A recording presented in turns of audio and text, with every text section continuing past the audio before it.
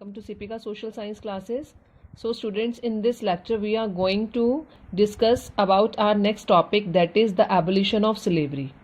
इससे प्रीवियस वाली वीडियो में हमने क्या पढ़ा था, did women have a revolution, कि वुमेन ने रेवोल्यूशन में कैसे पार्टिसिपेट किया, किस नोशन से पार्टिसिपेट किया, क्या जो उनका स्टेटस था या उनकी डिमांड्स थी वो अपलिफ्ट हुई, उनका स्टेटस अपलिफ्ट हुआ, ये सब हमने पढ़ा था अपनी लास्ट वाली वीडियो में. अब इस वाली वीडियो में हम पढ़ेंगे, इस लेक्चर में हम पढ़ेंगे the abolition of slavery. Slavery means क्या होता है, गुलामी.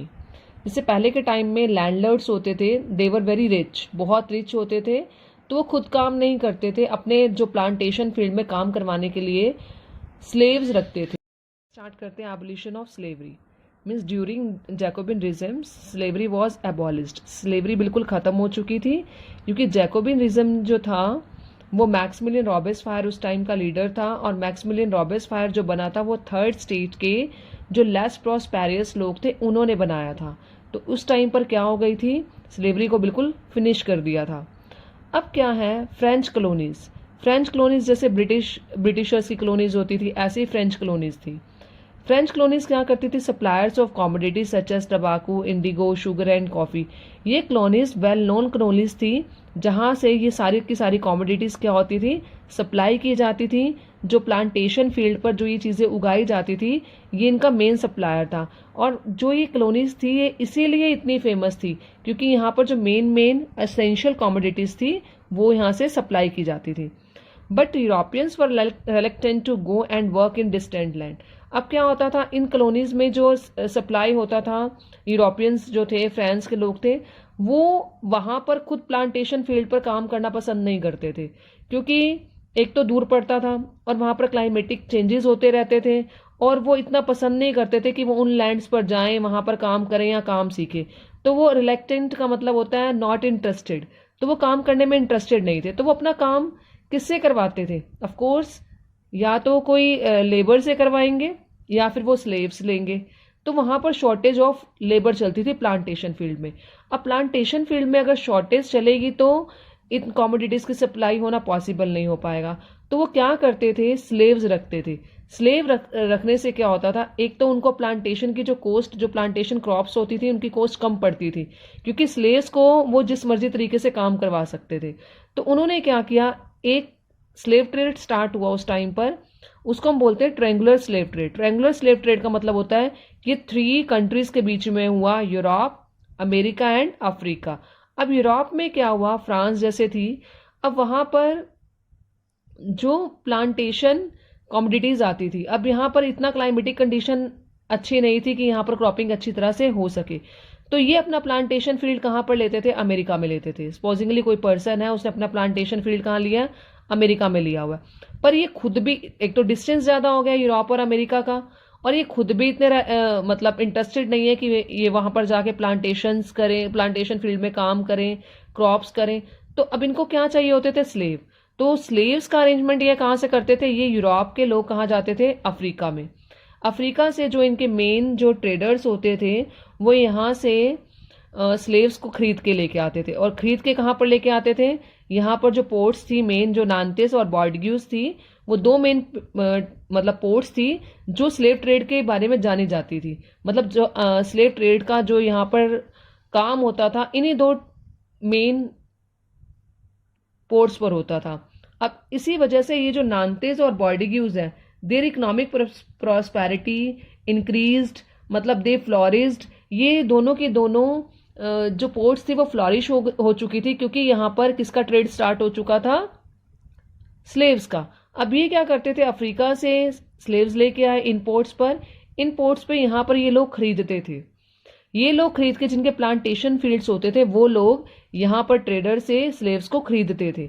अब खरीदने के बाद इनके प्लांटेशन फील्ड कहाँ होते थे, अमेरिका में. अब ये इन प्लांटेशन फील्ड पर, मतलब जो अमेरिका में प्लांटेशन फील्ड है, जो फ्रांस के लोग हैं वो इनको यहाँ पर लेके जाते थे और इनसे अपने प्लांटेशन फील्ड में क्या करवाते थे, काम करवाते थे. इस तरह से क्या चलता था, ट्रायंगुलर ट्रेड चलता था, कि अफ्रीका से हमने स्लेव्स लिए, उन स्लेव्स को नांटेस और बॉर्डग्यूज जो कहाँ पर है, फ्रांस में है, उन पोर्ट्स पर इनको बेचा गया. ट्रेडर्स ने फिर क्या किया, इन ट्रेडर्स से किसने लिया, प्लांटेशन ओनर्स ने लिया। प्लांटेशन ओनर्स ने जो स्लेव्स खरीदे उनको कहाँ पर पहुंचाया, अमेरिका के फील्ड्स में पहुंचाया, अमेरिका के प्लांटेशन फील्ड्स में पहुंचाया, ताकि इनकी जो क्रॉपिंग है वो अच्छी तरह से हो सके, प्रोडक्शन जो है वो अच्छे तरीके से हो सके। तो आई होप आपको क्लियर हो गया होगा कि ट्रायंगुलर स्लेव ट्रेड किस तरह से वर्क करता था, किस तरह से चलता था। अब क्या हुआ था, Louis 16 also supported slavery. Louis 16 के टाइम में स्लेवरी चल रही थी। स्लेवरी क्या था कि लुइस 16 क्या था, रिच लोगों को सपोर्ट करता था, और रिच लोग जो रिच लैंडलॉर्ड्स थे वो खुद काम नहीं करते थे, अपना सारा काम किससे कराते थे, स्लेव से कराते थे। तो उसने क्या किया, क्योंकि उसको रिच लोगों की सपोर्ट चाहिए थी, इसलिए उसने स्लेवरी को बंद नहीं कराया। उसके टाइम में स्लेवरी चलती रही। अब क्या हुआ, नेशनल असेंबली। नेशनल असेंबली किसने बनाई थी, नेशनल असेंबली जो थी वो थी थर्ड स्टेट के जो रिच और प्रोस्पेरियस लोग थे उन्होंने बनाई थी। अब रिच और प्रोस्पेरियस लोगों ने बनाई, उस टाइम पे थर्ड स्टेट के लोग धीरे धीरे क्या हुए थे, एमर्ज हुए थे, उनके पास थोड़ी सी पावर आई थी। पर अभी भी वहां पर जो थर्ड स्टेट के पुअर लोग थे उनके पास पावर नहीं थे, रिच लोगों के पास थी। तो वहां पर डिबेट चले थे, सिर्फ डिबेट, मतलब स्लेवरी के ऊपर उन्होंने डिबेट चलाए थे कि स्लेवरी खत्म होनी चाहिए, स्लेवरी को नहीं चलाना चाहिए। तो सिर्फ डिबेट्स हुए थे, कोई कंक्लूजन नहीं निकल पाया था कि स्लेवरी बंद होनी भी चाहिए। तो उस टाइम पर सिर्फ डिबेट्स हुए थे, स्लेवरी बंद नहीं हुई थी। उसके बाद नेशनल असेंबली के बाद क्या बनी, कन्वेंशन।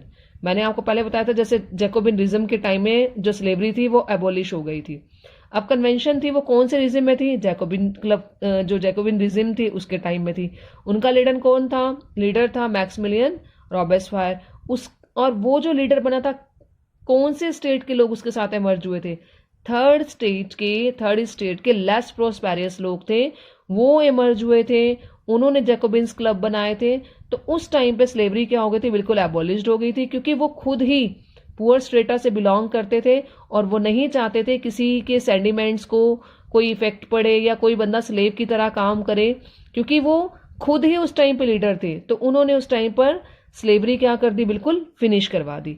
अब क्या हुआ, अब इस टाइम पे स्लेवरी हो गई फिनिश, मतलब कन्वेंशन के टाइम में जब कन्वेंशन जैकोबिन रिजिम चल रहा था उस टाइम पे स्लेवरी क्या हो चुकी थी, खत्म।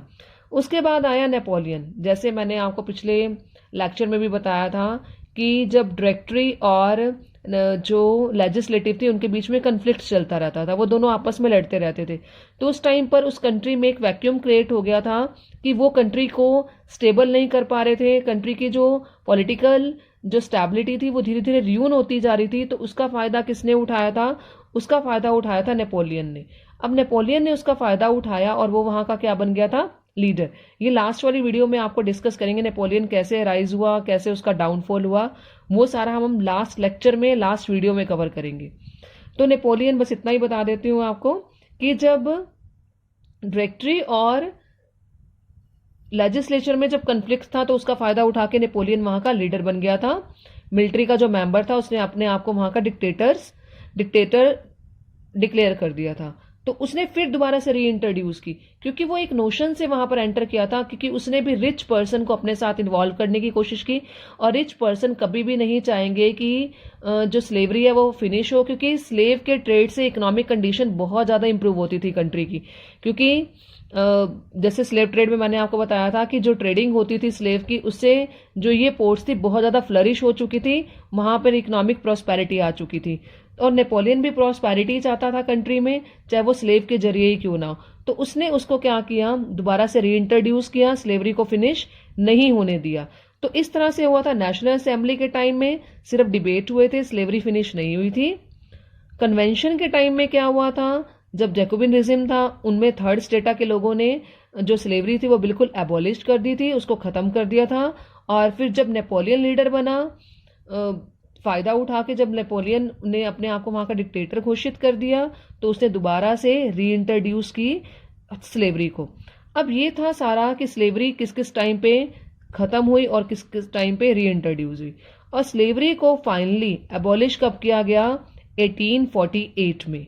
मतलब 1848 में स्लेवरी फ्रांस से बिल्कुल खत्म हो गई थी।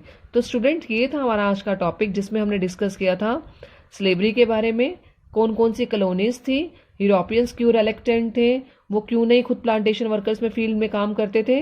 और हमने पढ़ा है इसमें ट्रायंगुलर स्लेव ट्रेड जो किस किस के बीच में हुआ था, यूरोप के, अमेरिका के और अफ्रीका में। और उसके बाद लुइस एक्सचेंज ने स्लेवरी को क्यों सपोर्ट किया, कब, कौन कौन से रिजिम में स्लेवरी इंट्रोड्यूस हुई और कौन कौन से रिजिम में स्लेवरी को खत्म किया गया। तो ये सब आप इस लेक्चर में पढ़ चुके हो। और लास्ट में जो स्लेवरी खत्म हुई थी 1848 में। तो स्टूडेंट्स अब हमारा टॉपिक जो है हम जो नेक्स्ट लेक्चर में पढ़ेंगे that is the revolution and everyday life. वो टॉपिक जो है वो थोड़ा सा डिफरेंट है। और एक हमारा टॉपिक रह गया that was about Napoleon Bonaparte. तो ऑलमोस्ट आपका चैप्टर फिनिश होने वाला है, सिर्फ 2 वीडियोस और आएंगी और जिससे आपका चैप्टर बिल्कुल फिनिश हो जाएगा। तो आई होप स्टूडेंट आपको आज का जो लेक्चर है which was about abolition of slavery समझ आ गया होगा और बाकी का हम पढ़ेंगे नेक्स्ट वीडियोस में।